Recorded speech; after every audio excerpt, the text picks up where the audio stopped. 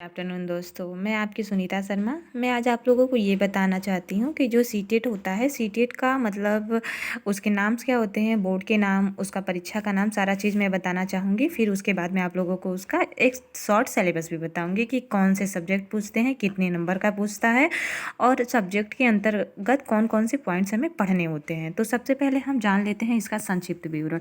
इसमें देखते हैं हमारा परीक्षा बोर्ड दिया है जिसका नाम है यूपी बेसिक एजुकेशन बोर्ड। परीक्षा का नाम दिया है सुपर टेट। अब तो 2024 में होने वाला है तो 2024 हो जाएगा। सुपर टेट सिलेक्शन कैसे होता है, वो लिखित परीक्षा होती है। प्रोसेस देख लेते हैं हम पहले। पद का नाम होता है सहायक प्राथमिक अध्यापक।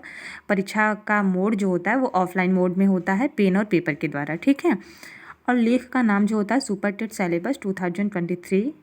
फिर परीक्षा का अवधि जो होता है वो मतलब टाइमिंग जो होती है वो 2.5 घंटे हमें मिलती है। 2.5 घंटे में हमें कितने क्वेश्चन करने पड़ते हैं, 150।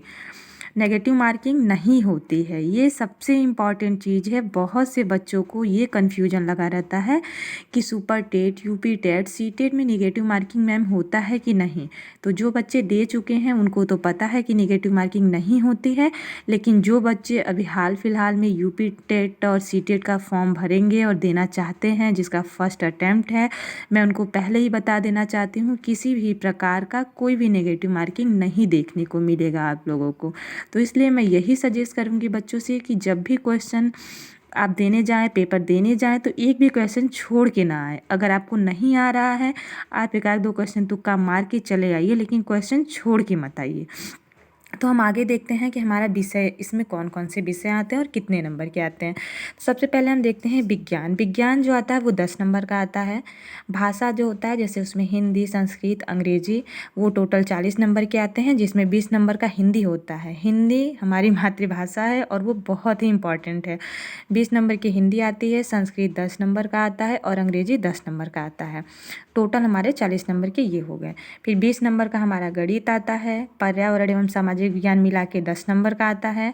शिक्षण पद्धति और बाल मनोवैज्ञानिक दोनों को मिला के हम सीडीपी जिसको बोलते हैं, वो टोटल 20 नंबर का आता है, जिसमें 10 नंबर की शिक्षण पद्धति होती है और 10 नंबर का बाल मनोवैज्ञानिक होता है।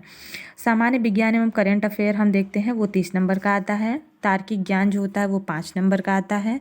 सूचना प्रौद्योगिकी, कंप्यूटर जो होता है वो 5 नंबर का आता है। और रीजनिंग हमारे जो होते हैं वो भी 5 नंबर के आते हैं। टोटल हमारा जो होता है 150 नंबर का होता है। तो 150 नंबर गेन करने के लिए भाई हम सबसे पहले अब बता देते हैं कि इसका सिलेबस क्या है। सिलेबस में आइए देखते हैं पहले भाषा।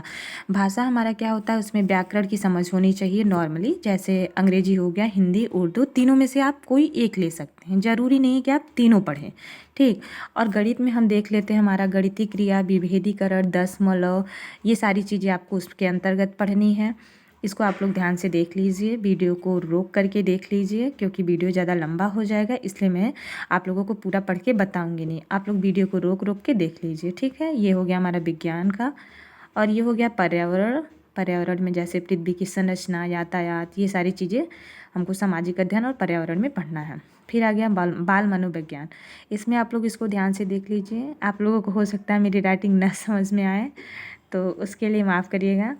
फिर देखिए शिक्षण पद्धति हो गया हमारा, तार्किक ज्ञान हो गया, और फिर सामान्य ज्ञान हो गया, सूचना प्रौद्योगिकी का तकनीकी कंप्यूटर हो गया, और हमारा प्रबंधन और योग्यता जो मैनेजमेंट होता है ये हो गया।